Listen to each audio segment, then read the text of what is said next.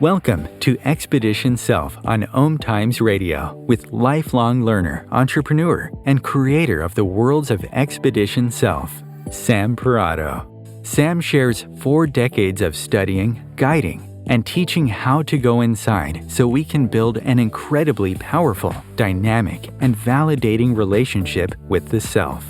Expedition Self is laced with stellar, unexpected insights about what it means to be human. Listen now and ignite your self-development process with Sam Parrotto.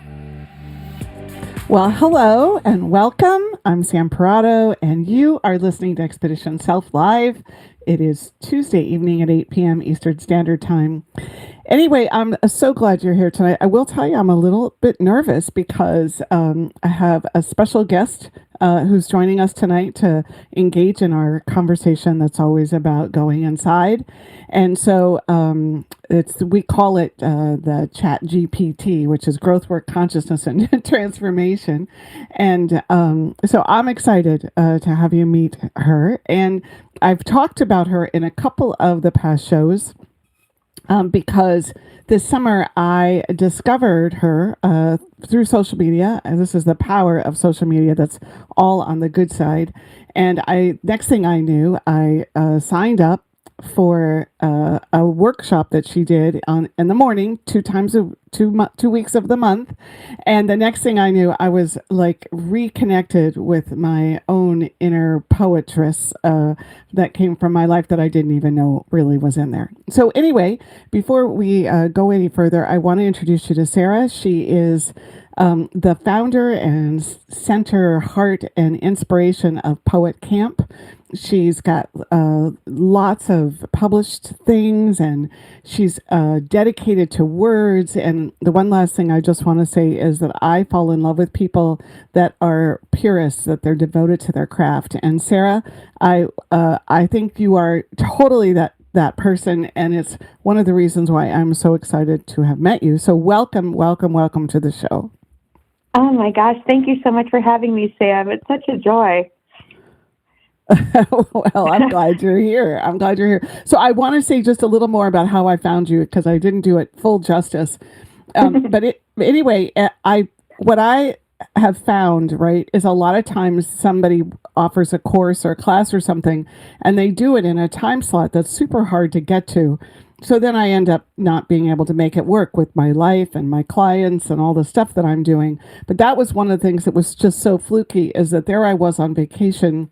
And this, what do you call it? That you do like 2 weeks out of each month. It's called what? The jump starts. They're the month's jump starts. So like September jump starts are going on right now. Yeah. Yeah. All right. Well, and this was what was so cool. It was called this jump start, and I could do it from 9 to 9:15, Monday through Friday. And I didn't have to share anything I wrote, and I didn't have to talk to anybody. And all of those things were perfect for the meek and shy. I know no one's going to believe that I'm meek and shy here, but the meek and shy part of me. And I literally could just jump on and found that it was incredibly an amazing experience. And so I just want to say, bravo to you for creating these windows where somebody like me can actually make the time and find that it's safe enough to go open up places that, we've closed a long time ago. And I'm interested in, do you find other people say the same thing to you about some of the different kinds of configurations you do to help people find their way to poetry? I do. One of the goals that I had when I started Poet Camp really was just to develop a community of kindred spirits. And yes, you can do things asynchronously, meaning you don't have to do it at the same time as everyone else at some of the things at Poet Camp. But I found that the real connection happens when we're writing together and just basically being in fellowship. So I try to offer them some are late at night that are 5 hours of basically you're at your Disneyland and that's my Disneyland is the 5 hours of writing along with kindred spirits. But the morning ones are in hopes that people can just realize how the door doesn't have to be or the window rather. It doesn't have to be a huge one. They can just slip in and then write a few words down and slip back out and have connected with themselves and their muse. Yeah. Yeah. Well, that was certainly what I found. And of course, what happened is because I found myself slipping in, the next thing I knew, I was writing little poems. I still have trouble calling what I do poems, but writing little poems no matter where I was. So I'm sitting in the airport on the way home from Disney World, writing a poem about all the different kinds of hugs there are. I mean, I think one of the reasons I'm so excited to talk with you about your process and your life is because you actually did something that was so transformational for me, which was literally to take all of the rules off of whatever I had decided and the labels and the limitations of what I decided meant writing a poem. And if we can do that tonight for even one listener, I will feel like we passed it on, Yeah. People are so hard on themselves, and I really do feel like creativity is a human trait. Like we all have it in different ways, and tapping into it and recognizing it is part of the journey of self. I think that just realizing that you are, and it doesn't have to look like everyone else's form of creativity. Yeah, yeah. Well, so Sarah, would you be willing to talk a little bit about, because it's not just the poetry that makes you special. It's actually your deep understanding of your own humanity and your own inner world, I feel like. And so I would love it if you would just share a little bit about how you came to be you, and how you got to a place where like words and poetry and literature was something that you loved so much. Oh my goodness. Well, even though I was surrounded by children. My sister was a year younger than I, and then my cousins lived next door. Our neighborhood had many children. I was kind of a lonely kid. I was raised by my grandparents, but our house was really a print-rich culture. That's Jim Trelease's words. And so from a really early age, I was encouraged to read. And it was like the one thing I could do that I had a lot of autonomy with. So I had worlds in books. I found them so quickly and just engaged in imaginative play from a really, really young age with button boxes. And I would go off to this little room at the top of our house and just play by myself until my grandma shooed me out, imagining the lives of these little buttons. But I can remember even in second grade, we had a child's anthology of verse in the little itty bitty library, community library where I went, and I found an Emily Dickinson poem, and it just really spoke to me as a little child, which I think is the beauty of her work, that it can speak to a little child and someone who's on their deathbed. It's a huge range. But that willingness especially my grandpa's part, to let me just read and explore, and it like gave me a confidence in that exploration. And I think that comes to the page with the both directions, both reading and then writing. Mm-hmm. Do you think that that when you experience discomfort or suffering or any kind of the emotional material that I think, causes us, that we grow up inside of, right? When you talk about being raised by your grandparents, do you think that the being able to find other worlds that are very different than our own, and I guess even finding worlds that are very much suffering like our own, what do you think that does for the psyche, Sarah? I think it affirms it. It shores you up. So it gives you both a way of escaping, if that is what you need. If you need to move beyond your circumstance, you don't have to be alone in that going to another place. But also then, people often find themselves in books. And I'm a former school librarian, and I think that's the power of reading for anyone, not just children, is looking for themselves in books, because sometimes we can't quite articulate what it is we need.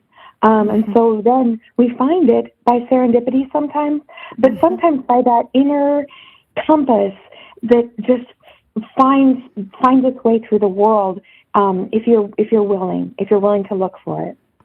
Yeah. So do you think that, like, when we talk about self-awareness, right, like the ability to say, oh, I'm feeling despair, and actually know that that's what it is, that in stories and in books and in poems, we're able to actually read somebody else's description of it, and then that helps us become self-aware? Do you feel like you have seen that as you've gone through your own journey?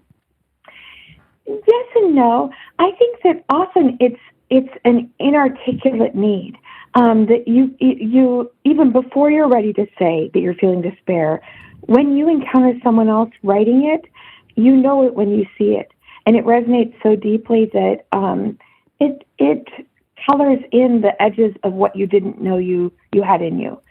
Right, right. Well, and let me just say, I teach a lot about blind spots and the unconscious self, and how we don't know what we don't know, right? And that's part of growth work, is this idea of always keeping doors and windows open, or invitations, fresh, that keep saying to the unconscious, please speak to me, please reach me, please come to me. And I always found that happened to me when I would reach for a book.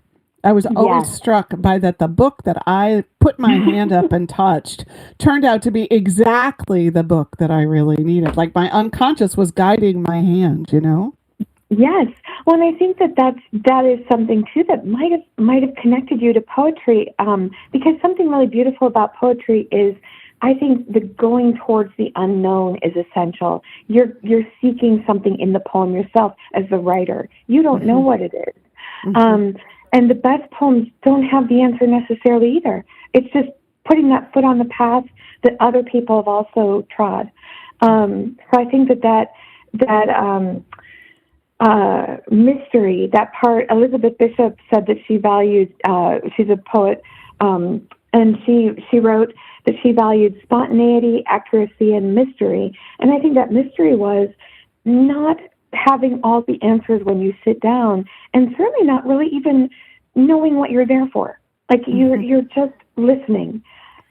So this is where I feel like when you talk about that, this is the difference between writing so somebody approves of it and writing to give ourselves a conversation, or like to participate in our own conversation, right? Yeah.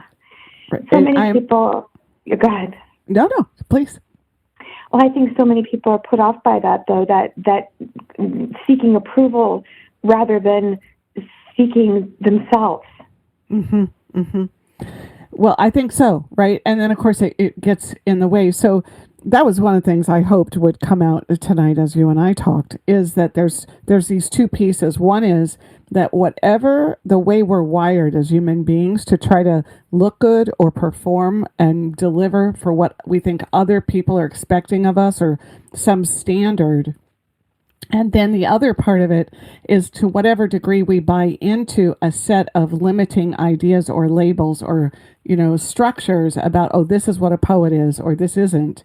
Both of those things will show themselves inside of the minute we try to put a pencil on a piece of paper, to the point that we might not ever get the pencil on the paper.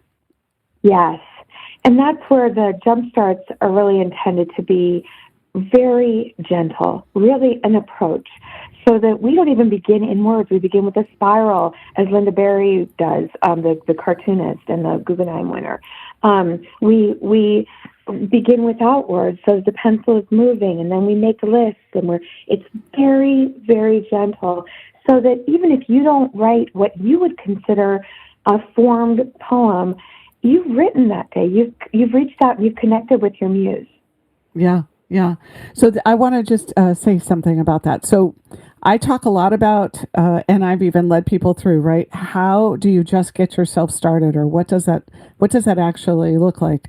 And what you just heard Sarah describe is that it actually is, how do you keep lowering the bar of what it is you think should be on the page, and you start more by just that spiral that she's speaking about. It's really just a self-reflection spiral, right? And I talk about it like as the snail of life, but it's really the going around and around and letting something then show itself. And that from that vantage point, you are connecting with the inner self, right? And that inner self is what I think we all don't realize is the most important thing to have a relationship with a lot of the time. Yeah. Yeah. That's your the sort of paradox is the better you're able to connect with yourself, the more your reader will find themselves in what you write. So it's really serving everyone to find that spark and be able to articulate it. Yeah, absolutely. And so one of the little pieces I just want to share with everyone is that Sarah has you list, like when you just sit down to write, and I think even if you just did this every day, this is a form of growth work, which is that she has you list a few things that you did, like from the day before or whatever, right? Like get out of bed, right, Sarah? Or you got a glass of water, right? That like you just go to the most mundane, small aspect of doing life, right? Yeah. Well, that's borrowed from Linda Berry's practice also. And then I kind of guide you toward what our theme of the day is and maybe suggest some little sensory things you might not have picked up on, or like teased out rather when you made your list, to also jot down. Yeah. Yeah. I'm so grateful to have read a number of practicing teachers who are just doing the same soul work. Right. Well, and this is the part I actually I want to talk about, and one of the reasons I got so excited about Sarah's work. So if you think about our society and going through life, there's this everyday rhetoric that everybody talks about, whether it's people, being familiar with kind of the psychological language, or whether it's, the way you just think about getting in your car, or going to work, or interacting with your kids.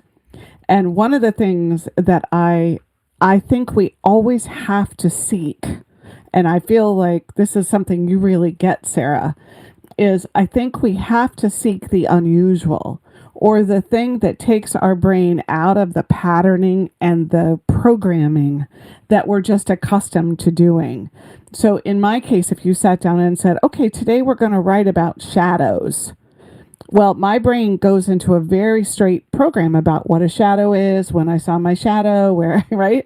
But the way you do it is you actually create an entire kind of, I want to say, potpourri of ideas that really, truly, truly, truly invite the unconscious to all of a sudden show up on the page. And this is one of the things I want to say to all of you, and I want Sarah, you to talk about that a little bit, but to all of you is, it's important to seek out the unusual, right? The unexpected, because the brain is surprised. And when it's surprised, the unconscious gets an opening, right? Yeah. So maybe you could say a little bit about that. Sure. So I think that for me, it boils down to noticing, like, you're right that it's programming. Like, we think we know our route home by heart. And somehow we miss the deer in the shadows, or we miss the turtle crossing the road, or the street light burnt out, or whatever. We don't notice. We notice the pattern. We don't notice the outlier, or the thing that is unexpected, like you said. But again, with that Elizabeth Bishop quote, I'm sorry it's so present tonight, but that spontaneity is being willing to look up, like kind of wake up. Terry Pratchett is a fantasy author who unfortunately died a couple of years ago, but he has this great series about witches that I really think is about writers. And the witches are training this young witch, and they take her up to the top of the hill. And the witch says to the young witch, what you must do is you must open your eyes and then open your eyes again. Like, don't just see what you think is there. Try to see the things that aren't necessarily the first things that come to mind. And that's where I do really kind of focus our little, the second part of our list in that direction. I try to, so that it does both surprise your muse, but also delight. Play is essential, and it's an essential part of creativity, but it's an essential part of humanity, and all humanity, all adults. And I think that we kind of forget that moment of delight is playfulness.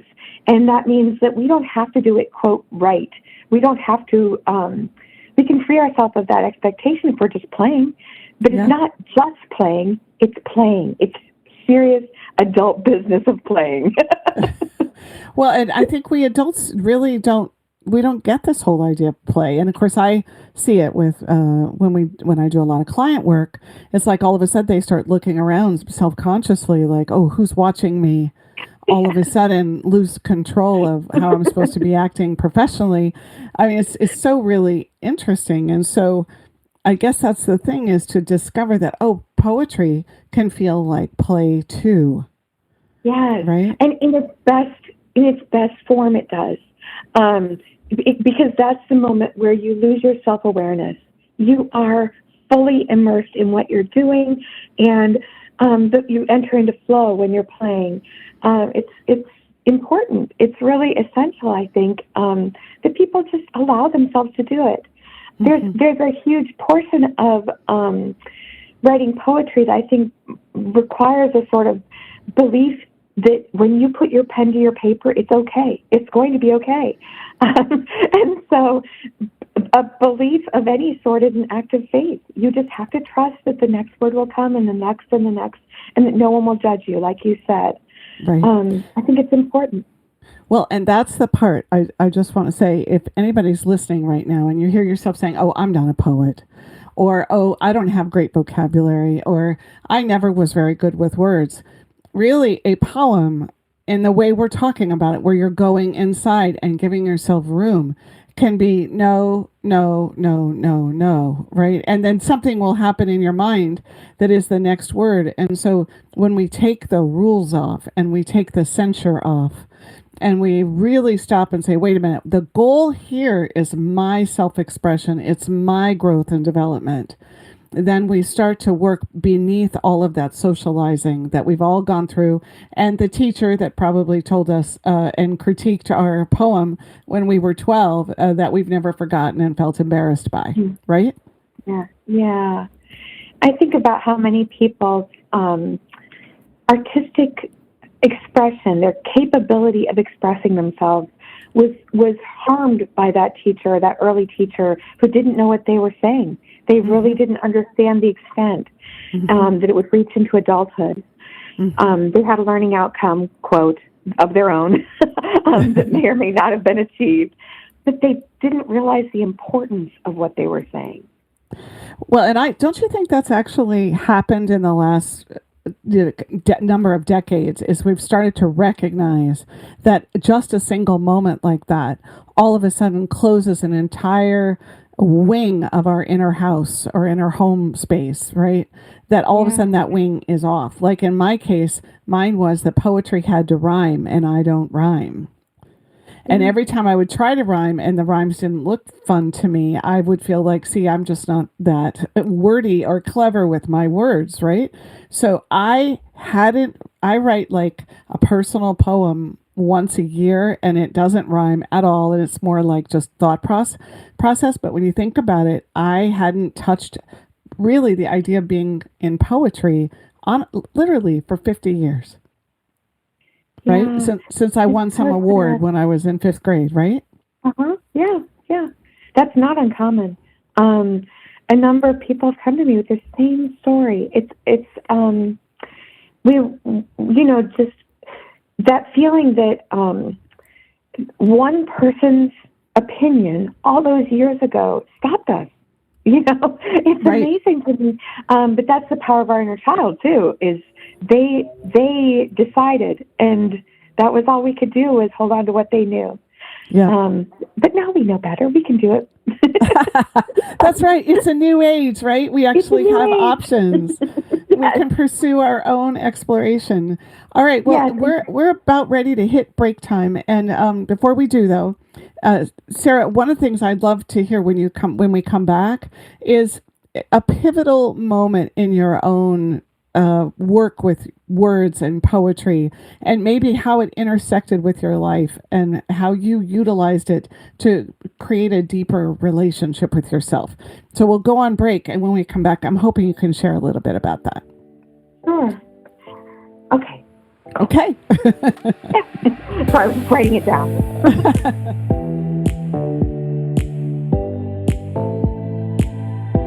The best of the holistic, spiritual, and conscious world.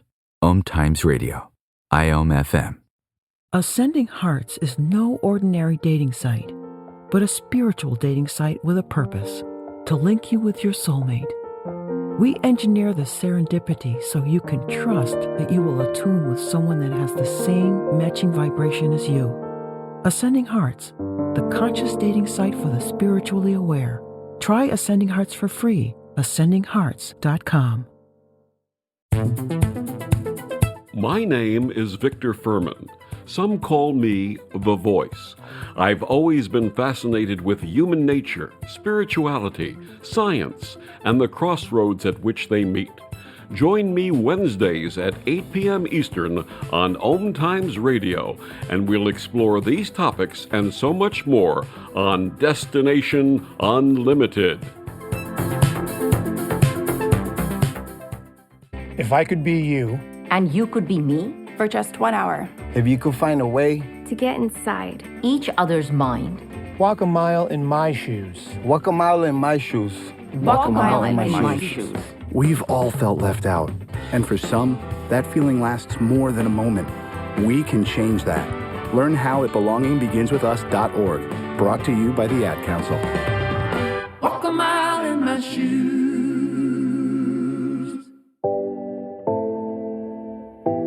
All right, we are back, and we are having an awesome conversation with Sarah Wynn, and she's the founder and source of Poet Camp. And I was lucky enough to discover her this summer, and she was willing to come on my show, and we've become fast friends, and so I'm so excited to have you. Before we went on break, I was interested in if there was a moment where your poetry and life intersected in such a way that it caused you to go deeper inside yourself and discover like some new connection with your inner world. Yeah, so there were a couple that I was thinking of. The first was during my MFA program. I was writing just kind of poems that I couldn't see the connection between them at all. And because I was a full-time school librarian at the time and going for my MFA in the third year with quite a number of pages yet to be written in my thesis, I just was very scattered. And unfortunately, my final year, I had gotten married the summer before my year of thesis, and then just a couple months later, my grandpa died. And these poems were about really my home. And I hadn't realized they were really about my home life growing up as a child in what I call grandparent land. And when he died, I felt like, how can I go to the page? I don't even know how to reconnect with what I was writing about. I can kind of see it now that they're all about him, because every time I go to revise them, I'm confronted with this grief. With the grief for what was.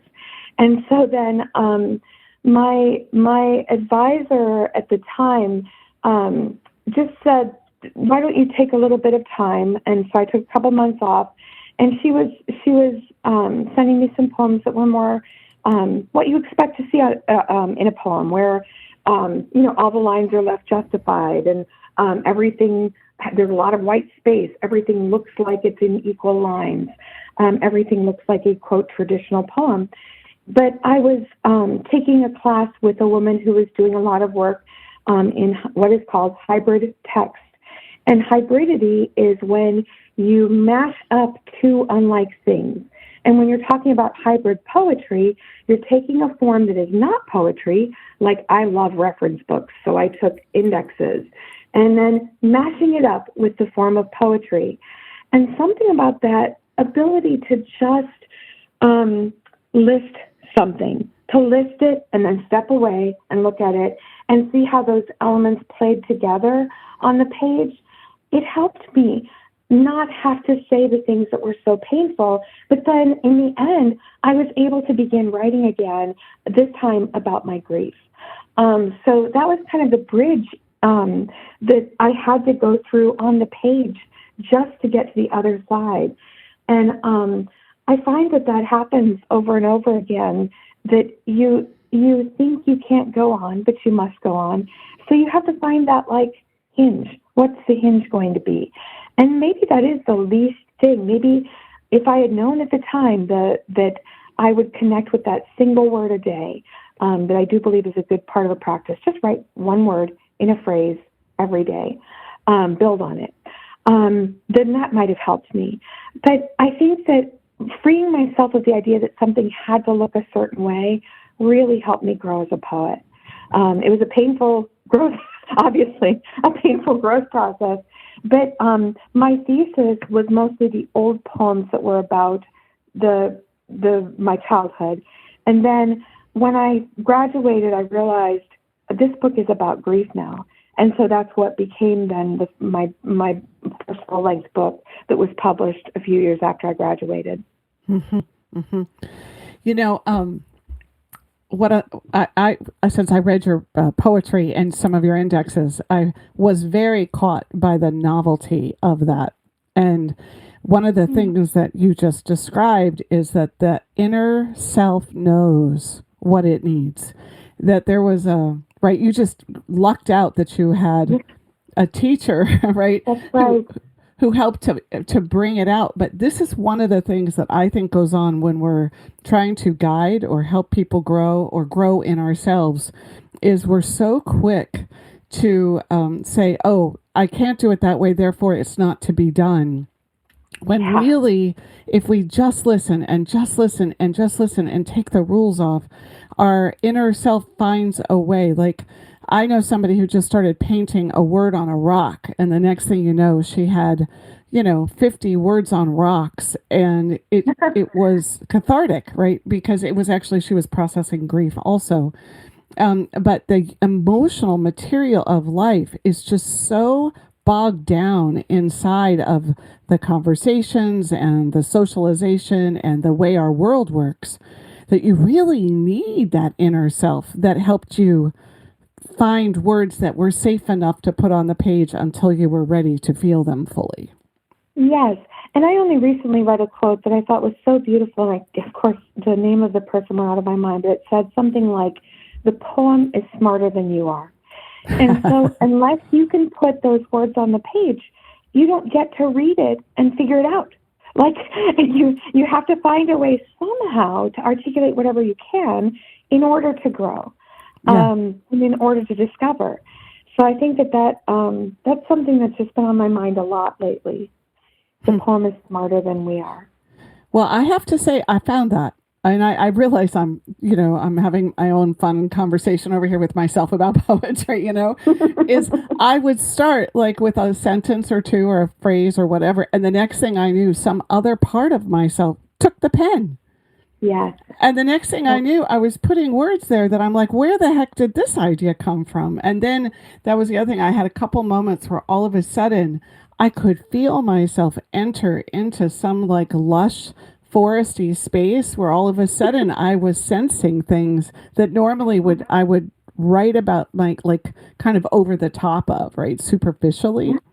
But because I was walking with them, all of a sudden I could feel the little fuzzy piece on the end of the leaf, things like that, right? Yeah, exactly. I think we don't know. We don't know what is waiting behind all that everyday busyness. Naomi Shihab Nye has a poem about hospitality, and she writes, it's called Red Brocade, and she writes something like, she's answering an unspoken question. She says, no, I was not busy. That is the mask we put on in order to pretend. And I just, that idea of we are so busy, we convince ourselves there's nothing underneath sometimes. Yes. Oh, I love that. Sarah, that's the highlight of this particular show. That's right. We convince ourselves we're so busy, right, that we convince ourselves there's nothing underneath. That's it.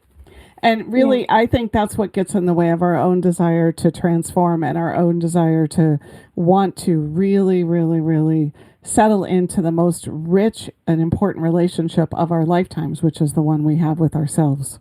Yes. And that's when I say writing poetry is a spiritual act, it is that connection with spirit. And I use a term muse that other people have, used in different ways, the sort of beautiful goddess who comes from on high. But what I'm talking about is that stirring inside yourself, connecting with that stirring. Yeah, that stirring part. Well, I want to have you, read a poem. And I found one that I thought was about the right. There were many I could choose from, but I found one that I thought was not too long. And it's called Skyless, and it's on page 28 of your Almanac. And even that you called your poetry Almanac, I thought that was super cool. Well, I love reference books. So it's called Skyless, and I thought maybe you would read it and talk about what you were thinking and feeling when you, like, where this came from inside, or what you understood about it. Sure. Skyless. When the sky closes up shop and hangs out the sign, all the other planets turn their heads. They wonder how we get by without any sky. They pity us, our abrupt poverty, the way the color blue no longer belongs to us, how we lose everything, including the warm night smell of honeysuckle. When the sky closes and drapes covers over its counters and sets the alarm, when the clouds are dim and protected, when only the passing headlights glint against the stars, we find the world without atmosphere is black or white. We blame ourselves, but there is nobody to punish us, only our own shadows. Yeah, well, I haven't read that one in a long time. Well, I have to say, I have my own thoughts about it. But I would like you to share first about anything that comes to mind that you think might be interesting, or you'd just like to talk about. This one was a kind of an early emergence from that list making, where I wasn't quite back to lines. This is written in a prose poem, which means it's in a paragraph form, and all I could think about was how large loss feels and is. And it was the loss of my grandpa was not the first one I'd experienced, and certainly there are other losses in this book. But just that idea that we lose something so taken for granted and so essential that it's planetary. The scale of it is beyond us, and it's hard to articulate. Mm-hmm. Well, I have to say that what I was very much struck by was at the end when you say, we find the world without atmosphere is black or white. And I didn't know where you were headed with that, but I think that's one of our challenges, right, is that inside of when we forget the sky, this is my interpretation, right? When when the sky closes up on us, we become so black and white, and then we blame ourselves, but there's nobody to punish us, and that the answers, and this is really a growth kind of perspective, are in the shadows, which is like the shadow self. Yeah. That everything loses dimension. We can't see, and we don't have perspective. That it's funny. I don't read that one very often. Thank you for asking me to read that one. Oh, all right. Well, that's cool.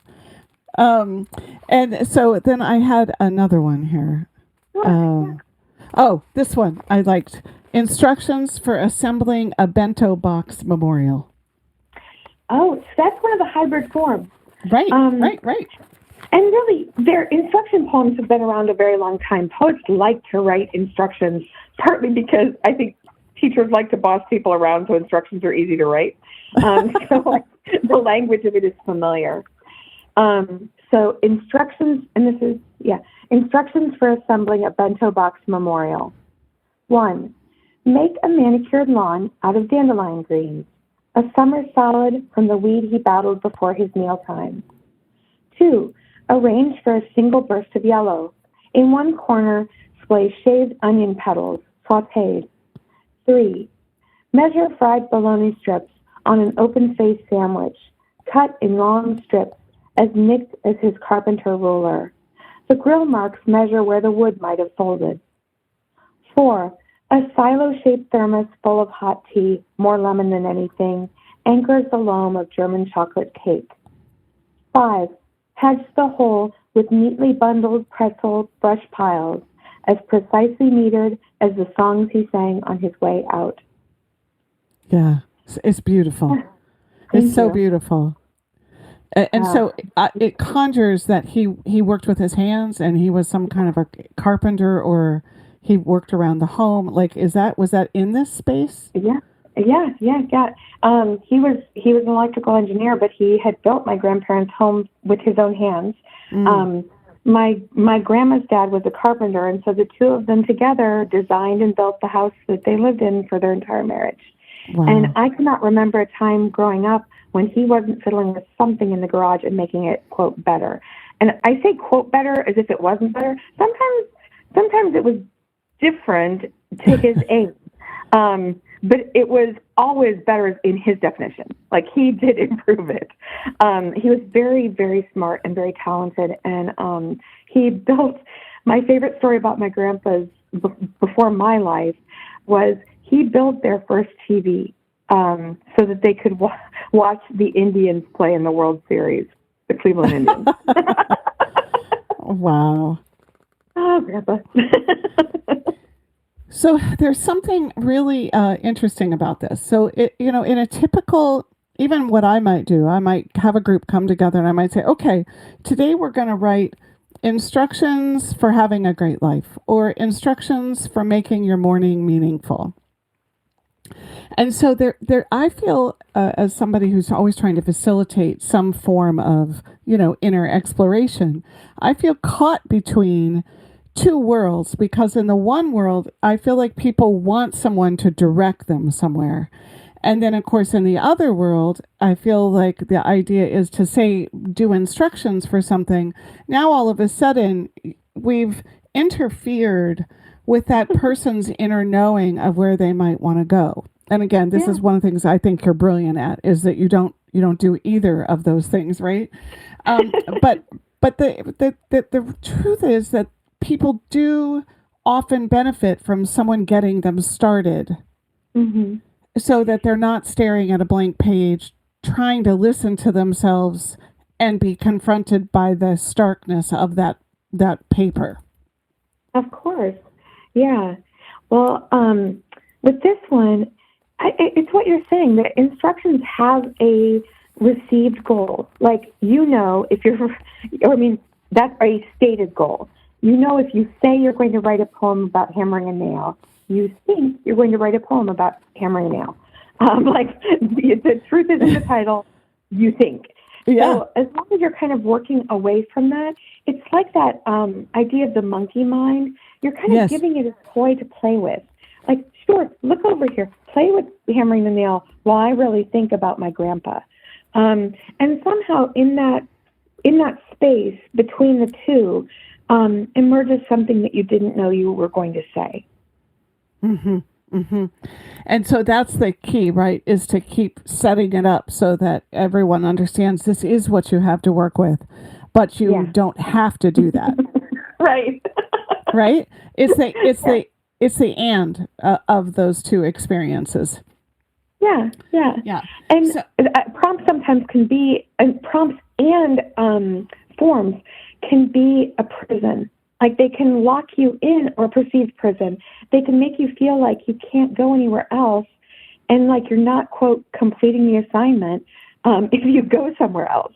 Where I hope many people feel this way, that if you sit down to write how to hammer a nail, and suddenly you're in the garden and you're like on the page writing about, gardening with your aunt when she was, visiting from Tennessee, no one is going to stop you. Good for you. Go towards that. Right. Well, so the thing about this is, I don't like to always take showers. And I know I shouldn't admit this on radio, but it's true. And the reason I don't like to take showers is because when I get in the shower, I'm going to feel something. Yeah. And so that is one of the other places I think is so challenging when we're trying to develop a relationship with the inside of ourselves. And I'll say to somebody, well, go sit down and just write a letter to yourself, or just, wake up in the morning and jot down everything that's in your head. Is that what I also notice is that a lot of times the minute somebody thinks about writing something, they're confronted, I think, with the same feeling I have when I think about taking a shower sometimes, which is I'm going to have to feel something. And I did notice that when I would read my poems that I've written in the last couple of months, I cry a lot when I read it. Yeah. And so do you find that is just the not wanting to feel plays a role in not wanting to write?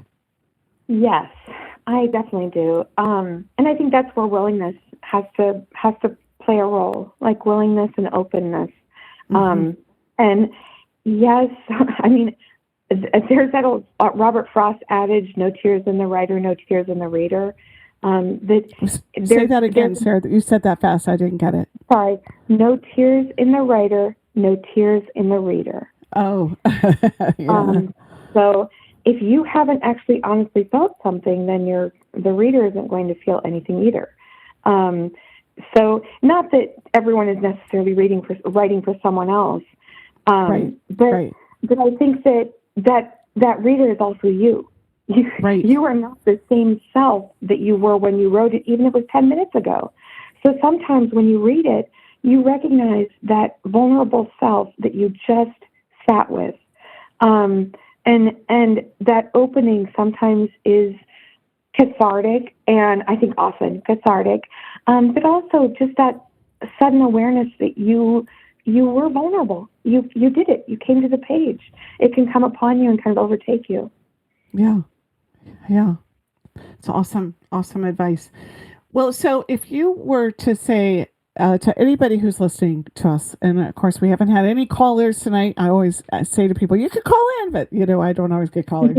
But if you could do that and you could say, where would somebody who can't imagine that they're a poet, what would be the one thing you would have them do inside of their, or think about, or bring to their world? So I do think that practice, even just trying it for like 3 days in a row, just in the morning, first thing you get up, after you've done all your other morning routines, even if you only have 3 minutes, especially if you only have 3 minutes, just jot the things that you remember from the day before, and start making a collection of images. And then at the end on the third day, start writing something that begins, I am from. I have used this exercise so many times, and it's a familiar one. Many people have seen this before. Some teachers have used it. There's a southern teacher who has used it. Georgia, I can't remember her last name, but it doesn't come from her. It's kind of in the poetic atmosphere. But I am from kind of helps you connect with the physical world, but it also allows you to be free from your timeline. So it can be from the past, and it can be from the senses. It can be from the imagination. You're free from your own linear nature. So just keep repeating. I am from the soap suds on the shower door. I am from the path worn by my feet every morning as I take the dog out. And just keep repeating. Make a list, and don't worry if it doesn't look like a poem. But try to write maybe 5 or 6 I am from that little stack of words that you've got from those 3 days, and see what happens. So you're saying, let me just go over this with you. So you're saying that what happens is you list all of these very mundane, everyday things that we do. And that in the listing of those, so it can literally be like, I did take a shower, or it could be like, I padded down the stairs into my kitchen and got my protein shake. And you're saying once I do that for like 3 days, then I look at those things that I listed, and then I basically I say, I am from, and I would say, I am from my bed. Or I am from the, like you said, the water droplets that hit my shower door. Yeah. And you're saying just that creates what we're talking about. Yes, yes. I left out the step of noticing. Like, yes, the do side, list the things you did, but then also that other element of pulling out the sensory details. Okay, I took a shower. What did I see? I saw my loofah. I saw the hair strands on the wall that I haven't taken off yet. I saw, pulling out details so that, okay, you might be from the shower or the bed, but you also might be from, I am from the swirl of hair on the shower wall. I am from the freezing air conditioner vent. You're pulling yourself in through the senses. Yeah. Well, I just want to say one thing. I know we have Pauline, you called in to talk, but I don't think we have enough time to have you come on the show tonight. And I'm sorry about this, but hopefully you'll call in the next time we're live. And the one thing I want to say about that is that, Sarah, when you were speaking about how we would do this, I think everybody says, oh, it's more than that, or I'm supposed to do more than that, or it's supposed to be more profound. When really it is as basic as you are in your body, you are living in your body, you pick up the pieces, the little hints that come from that, and you just put it down, right? We overcomplicate it just so much there, right? Yes, when we put too much pressure on ourselves, because not every day is going to be your wedding day or the funeral of your grandpa. What we have is our days. That is all we have. That's our material. And that's the gift. We get to have those days. And so if we let them fly on by, then we're missing out on the richness. So this is an effort to hold the richness. Yeah. It reminds me of how often I'll hear somebody say, I don't know why I'm talking about this again. I already told you. And really, that's not it, right? The point of processing our life, or the point of being with ourselves, is to acknowledge all the moments, whether they're repeat moments or not. Yes, that's right. Yeah, there's profundity in the ordinary. Like people think that they have to have some big moment, and that brings them to the page, and that's an idea that stops people. That's not what you need. What you need is just go to the page and listen. Yeah. Which is, if I could just, put kind of my own plug around Growthwork, is that to me is the issue, is that a lot of people wait until some crisis happens in their life to go start working on getting into relationship with themselves. When really what we want to do is practice the skills of how to relate to ourselves, and how to love ourselves, and how to let information in, and how to invite the subconscious, so that when the bigger moments happen, we already have that as a support system and a tool to help us. Yes. Yeah, because ultimately the poetry that you write, especially in the beginning, isn't just to be published or be seen anyway. It's not about that. It's for you. Right. And that would be the last thing I just want to say is I'm thinking that you got this long before I did, but the joy of this idea of self-expression and how it makes life show up. And it has us generate life because we're taking the risk to put something on the page, right? Yeah. And I think I talk a lot about this idea of growing edge. And to me, what you just described doing in the morning is the same as working our own growing edge.